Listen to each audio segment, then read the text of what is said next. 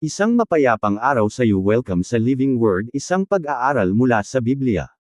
Pamagat ng pag-aaral. Ang buhay na salita, ang kapangyarihan ng salita ng Diyos na magpabago ng puso. Isang pag-aaral sa kasulatan at teolohiya batay sa mga Hebreo Kapitulo 4 versikulo 12. Pangunahing teksto. Sapagkat ang salita ng Diyos ay buhay at may kapangyarihan, at mas matalas kaysa sa alinmang tibak na may dalawang talam, tumatagos hanggang sa paghihiwalay ng kaluluwa at espiritu, ng mga kasukasuan at ng utak ng buto, at nakauunawa ng mga kaisipan at mga layunin ng puso. Mga Hebreo Kapitulo 4 versikulo 12. Panimula. Ang Biblia ay naiiba sa lahat ng aklat na naisulat kailanman. Kapag nagbabasa ang tao ng mga aklat ng kasaysayan, nakatututo siya ng mga impormasyon. Kapag nagbabasa ng mga aklat tungkol sa agham, nakatututo siya ng kaalaman. Kapag nagbabasa ng talambuhay, natutuklasan niya ang mga kwento ng buhay. Ngunit kapag ang tao ay nakatagpo ng salita ng Diyos, nakakaharap siya ng isang bagay na higit pa sa simpleng impormasyon. Sinasabi ng mga Hebreo Kapitulo 4 versikulo 12. Sapagkat ang salita ng Diyos ay buhay at may kapangyarihan. Ipinapakita ng may akda ng aklat ng mga Hebreo na ang kasulatan ay hindi mga salitang patay na nakasulat lamang sa papel. Ang salita ng Diyos ay may taglay na buhay, kapangyarihan, at awtoridad na galing sa Diyos. Maraming tao ang may sariling kopya ng Biblia ngunit hindi nauunawaan ang kakayahan nitong magpabago. Ang Biblia ay hindi lamang nagbibigay ng aral sa isipan. Ginagawa ng Biblia ang mga sumusunod. Nagpapaalala sa atin ng ating mga kasalanan. Nagpapakita ng katotohanan. Nagbabago ng puso. Nagpapatibay ng pananampalataya. Humahatak sa tao palapit sa Diyos. Ang pangunahing katotohanan ng bahaging ito ay, ang salita ng Diyos ay buhay at gumagana, tumatagos ito sa pinakaloob na bahagi ng buhay ng tao at nagbabago sa kanya mula sa kalooban palabas. Kasaysayang konteksto. Ang aklat ng mga Hebreo ay isinulat para sa mga mananampalatayang Hudyo na nakararanas ng matinding panggigipit, panghihina ng loob, at tukso na talikuran ang kanilang pananampalataya. Paulit-ulit na itinuturo ng may akda sa kanila ang mga sumusunod. Ang kahigitan ni Kristo, ang kahalagahan ng katapatan, ang pagpapatuloy sa pananampalataya, ang pagsunod. Bago pa man dumating sa talatang 12 ng kabanatang 4, nagbabala na ang may akda sa mga mananampalataya na huwag patigasin ang kanilang mga puso tulad ng ginawa ng bayang Israel noong sila ay nasa ilang. Narinig ng bayan ng Diyos ang kanyang mensahe, ngunit marami sa kanila ang hindi tumugon ng may pananampalataya. Malinaw ang babala. Ang pakikinig sa salita ng Diyos nang hindi tumutugon dito ay nagdudulot ng panganib. Ang salita ng Diyos ay buhay at gumagana. Sapagkat ang salita ng Diyos ay buhay at may kapangyarihan. Kahulugan sa kasulatan. Sa lumang Ingles, ang salitang, quick, ay nangangahulugang, buhay. Ang salita ng Diyos ay hindi impormasyong walang buhay. Ang kasulatan ay patuloy na gumagana sapagkat ang Diyos mismo ang nasa likod ng kanyang mga salita. Pag-aaral sa salitang Griego. Ang salitang Griegong isinaling, buhay, ay zao. Ibig sabihin nito, may buhay, nabubuhay, taglay ang buhay. Ang salitang, may kapangyarihan, ay galing sa salitang energes. Ibig sabihin nito, gumagana, mabisa, may lakas na kumikilos. Ang salita ng Diyos ay patuloy na gumagawa ng kalooban sa loob ng puso ng tao. Kahulugan sa teolohiya. Ipinapakita nito ang turo tungkol sa paghahayag ng Diyos at ang kanyang patuloy na pakikipag-usap. Hindi nananatiling tahimik ang Diyos. Sa pamamagitan ng kasulatan, ipinapakita ng Diyos ang mga sumusunod.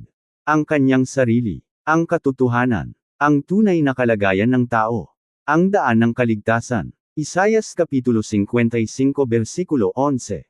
Ganyan din ang aking salita, hindi ito babalik sa akin ng walang bunga. Halimbawa sa buhay. Isipin ang pagtatanim ng binhi sa ilalim ng lupa.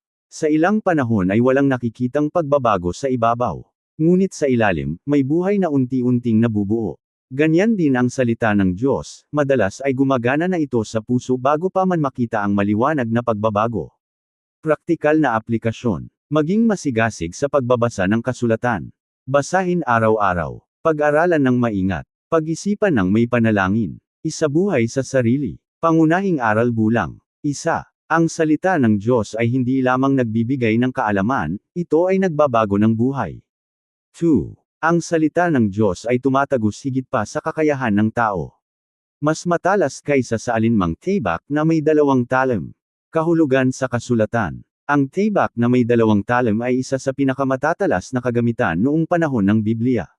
Ginamit ito ng may akda upang ipakita ang kakayahan ng kasulatan na tumagos ng malalim.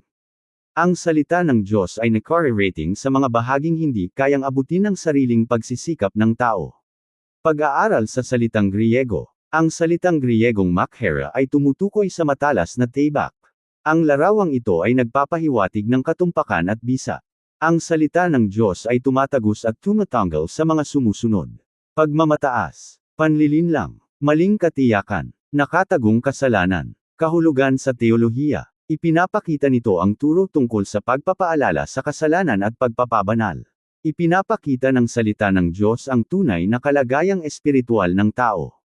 Juan Kapitulo 17 versikulo 17. Pabanalan mo sila sa pamamagitan ng katotohanan, ang iyong salita ay katotohanan.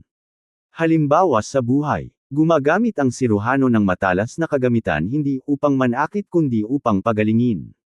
Minsan ay masakit ang proseso ngunit ito ay kailangan upang matanggal ang nakasasama sa katawan. Ganyan din ang salita ng Diyos, minsan ay tumutuwid ito at nagpapaalala upang makapagdulot ng tunay na paggaling. Praktikal na aplikasyon. Hayaang hamanin ng kasulatan ng mga bahagi ng iyong buhay na kailangang ituwid. Huwag magbasa lamang para makakuha ng impormasyon, magbasa upang mabago ang iyong buhay. Pangunahing aral bulang. 2. Ang salita ng Diyos ay may pagmamahalang nagpapakita kung ano ang kailangang baguhin. 3. Ang salita ng Diyos ay sumusuri sa puso. Nakauunawa ng mga kaisipan at mga layunin ng puso. Kahulugan sa kasulatan. Madalas ang tao ay humuhusga base lamang sa panlabas na anyo. Ngunit ang Diyos ay tumitingin sa tunay na hangarin. Ipinapakita ng salita ng Diyos ang mga sumusunod. Mga kaisipan, mga pagnanasa, mga tunay na layunin, mga nakatagong saloobin. Pag-aaral sa salitang Griego. Ang salitang Griegong isinaling, nakauunawa, ay kritikos. Ibig sabihin nito, tagahusga, tagasuri, may kakayahang umunawa ng tumpak. Ang salita ng Diyos ay nagsisilbing tagasuri ng ating espiritual na kalagayan. Kahulugan sa teolohiya. Ipinapakita nito ang turo tungkol sa pananagutan ng tao sa harap ng Diyos. Walang anuman ang nananatiling nakatago sa kanyang paningin. Jeremias Kapitulo 17 versikulo 10. Ako, ang Panginoon, ay sumusuri sa puso.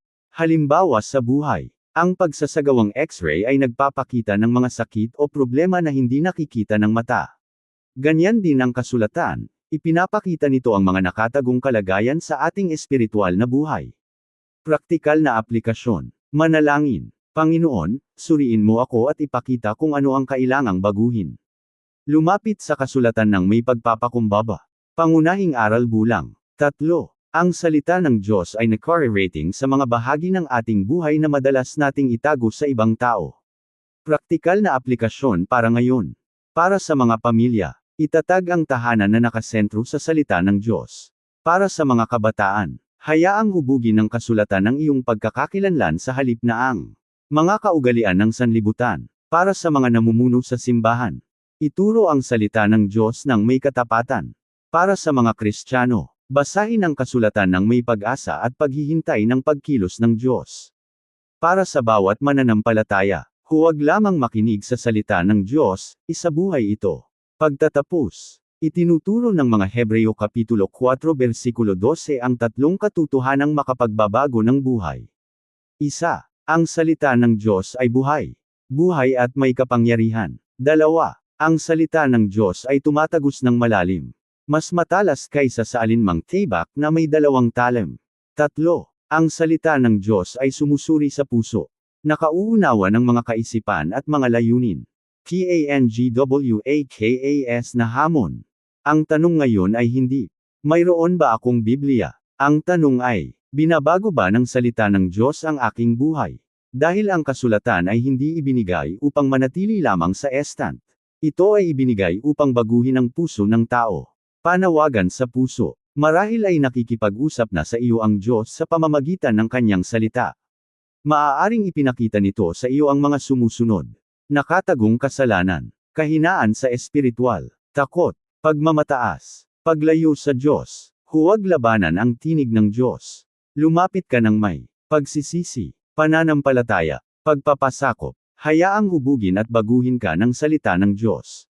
PANGWAKAS na panalangin. Ama sa langit, salamat po sa iyong salitang buhay at makapangyarihan. Tulungan mo kaming makinig dito, sundin ito, at hayaan itong magbago sa amin araw-araw.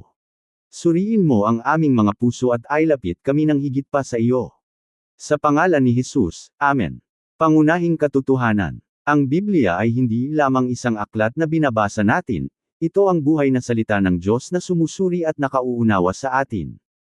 Amen. Maraming salamat sa pakikinig. Ako si Pastor Jeff Flores, nagsasabing sa Diyos ang lahat ng papuri.